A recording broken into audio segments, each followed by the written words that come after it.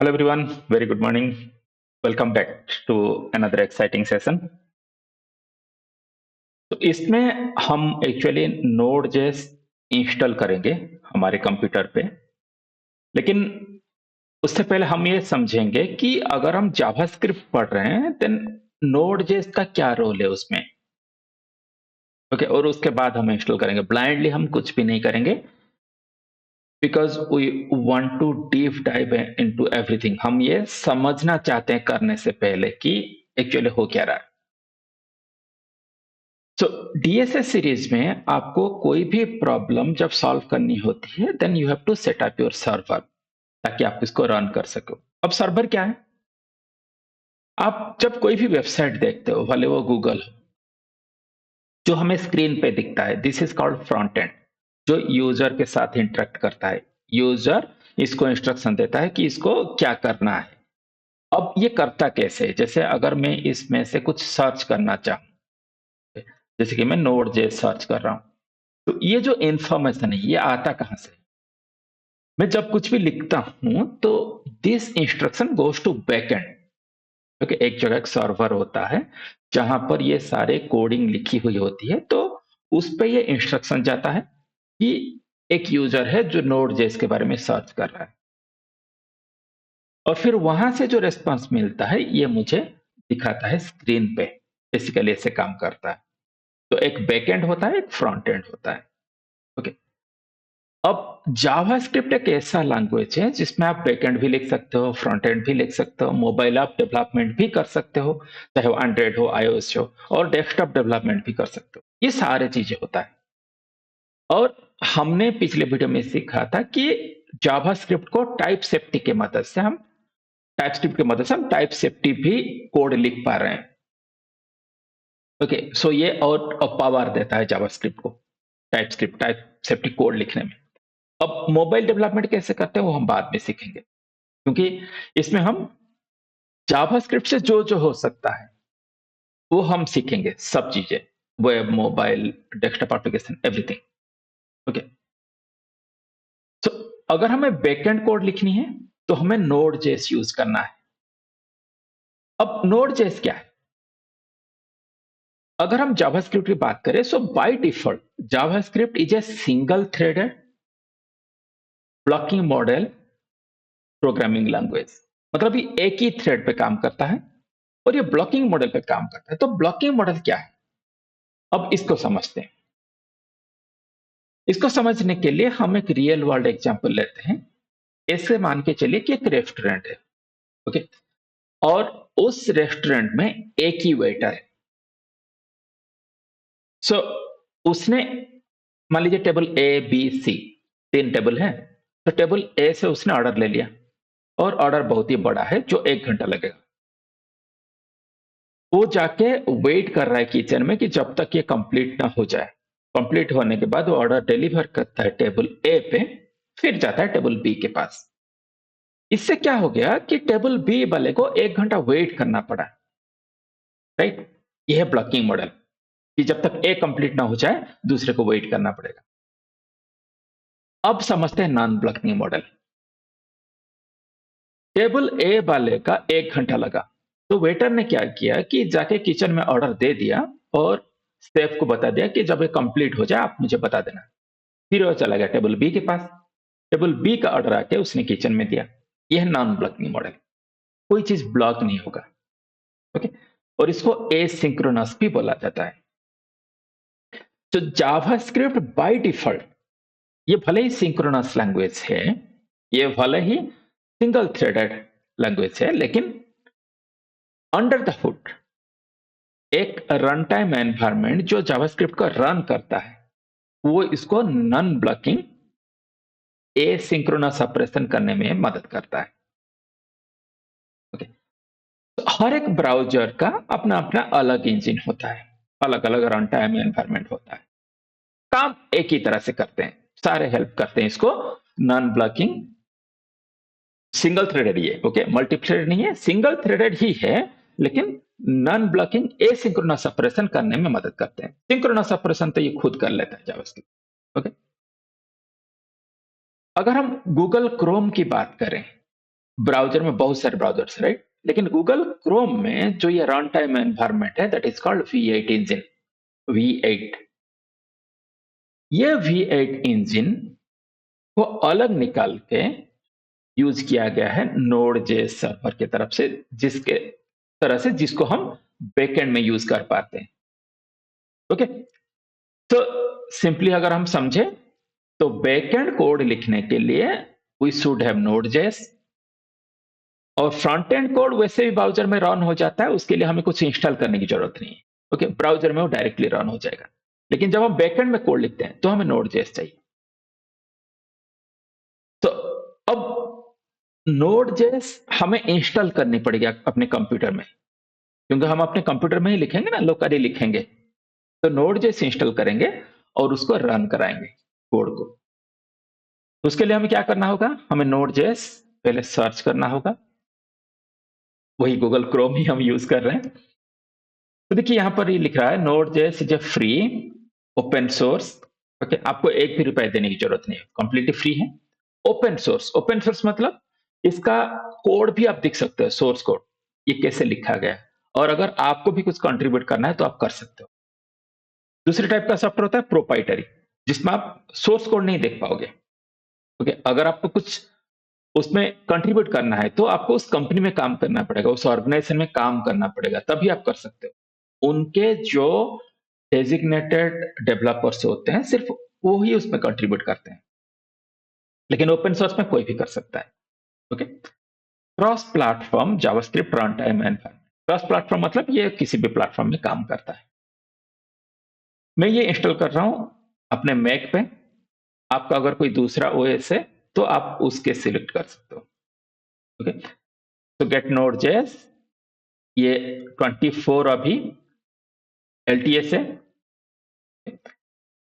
और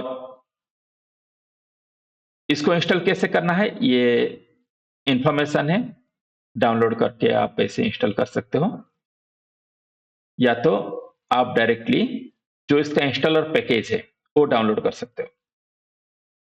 अगर आपका विंडोज़ है, तो आप यहाँ से चूज़ कर लो विंडोज़। ओके?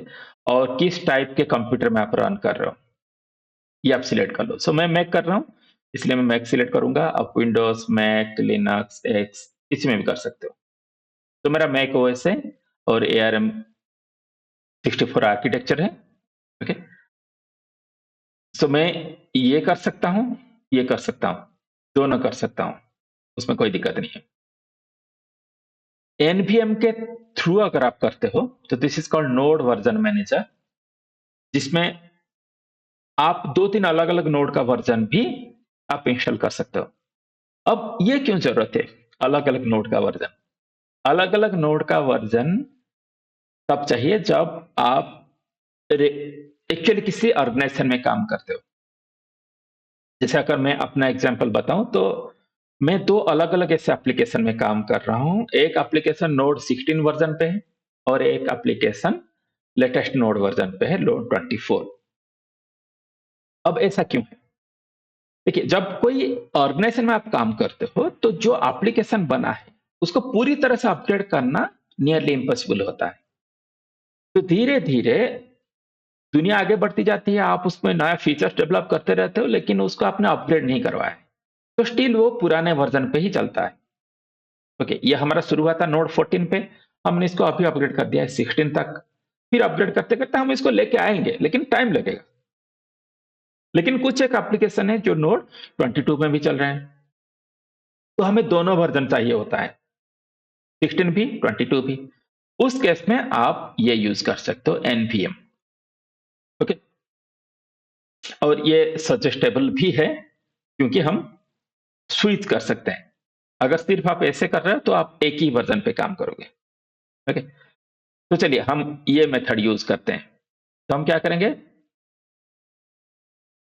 देखिए ये वाला तो बहुत ही आसान है। आपने पैकेजर को डाउनलोड किया, और फिर एपन करते गए, तो ये इंस्टॉल हो गया। ओके? और जब आप नोड इंस्टॉल करोगे, तो इसके साथ आपको एनपीएम भी मिल जाएगा by default, node package manager. Node package manager क्या है? अब नोड तो आपने इंस्टॉल कर लिया, लेकिन उसके साथ आपको कुछ पैकेजेस चाहिए होता है सपोर्ट में। ओके, पैकेजेस क्या है? इसमें रेडीमेड कोड लिखे हुए होते हैं, आपको फिर लिखने की जरूरत नहीं है। आपको सिर्फ वो फंक्शन को कॉल करना है और वो चीज एग्जीक्यूट हो जाएगा, तो आपको ये हेल्प करता है कुछ स्पेसिफिक चीजें बिना लिखे एग्जीक्यूट करने में। ओके, किसी और ने लिखी हुई है, उसने ऑलरेडी उस पे मेहनत की है, आपको फिर मेहनत करने की जरूरत नहीं है। अब वो चीजें क्या है, हमें क्यों यूज करना है, हम धीरे धीरे आगे आगे चल के उसको सीखेंगे। Don't worry for now. तो अब अगर मैं अपना टर्मिनल रन करूं, इसको थोड़ा मैं बड़ा कर लेता हूं, अब दिख रहा है सही से? अगर मैं लिखूं नोड हाइफन वी, क्या मेरा नोड इंस्टॉल है? इंस्टॉल नहीं है, कमांड नॉट फाउंड दिखा रहा है, राइट? तो मैं क्या करूंगा कि ये इंस्टॉल करूंगा।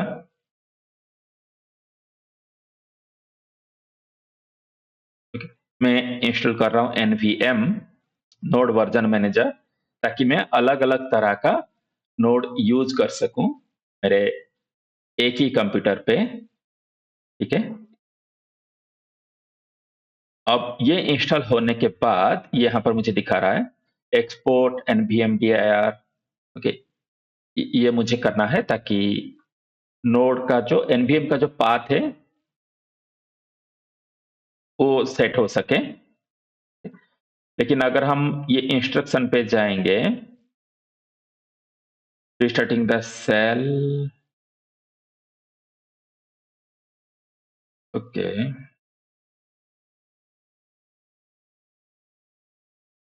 चलिए मैं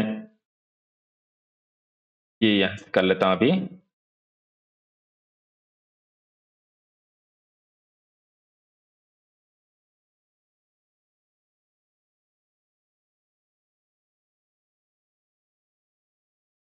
ओके, अब मुझे इंस्टॉल करने हैं, सो nvm इंस्टॉल 24। अगर लेटेस्ट वाला वर्जन मुझे इंस्टॉल करना है,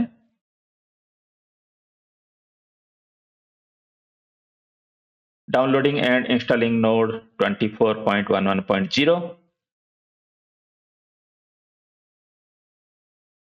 चेक सम मैच। तो ये मेरा 24 वाला वर्जन इंस्टॉल हुआ। मैं अगर नोड हाइफन भी अब करूं, देखिए 24 है, मैं अगर करूं npm हाइफन भी, तो 11.6.1। ओके, नोड और npm दोनों इंस्टॉल हो गया एक साथ। लेकिन मुझे अगर एक और वर्जन यूज करना है, जैसे कि मान लीजिए 22, तो मैं क्या करूंगा, nvm इंस्टॉल 22 करूंगा। ओके, अब ये 22 वाला वर्जन इंस्टॉल हो रहा है।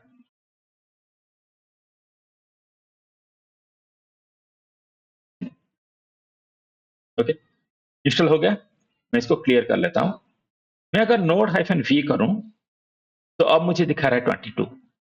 ओके, लेकिन मेरे दो वर्जन इंस्टॉल हुए हैं, 22 और 24। डिफॉल्ट है 24, लेकिन अब है 22। npm अगर करूं तो 10.9। सो यहां पर अगर आप, मुझे 22 वाला डिफॉल्ट करना है, तो मैं लिखूंगा nvm एलियास डिफॉल्ट 22। ओके, सो अब मेरा डिफॉल्ट हो गया 22। मैं अगर nvm लिस्ट करूं, तो देखिए 22 वाला डिफॉल्ट है। ओके, 24 वाला वर्जन भी है, लेकिन डिफॉल्ट 22 है। और अगर मैं npm का वर्जन करूं, तो 10.9 है। अगर मैं 22 वाला 24 वाला वर्जन अब यूज करूं और इसको डिफॉल्ट कर दूं,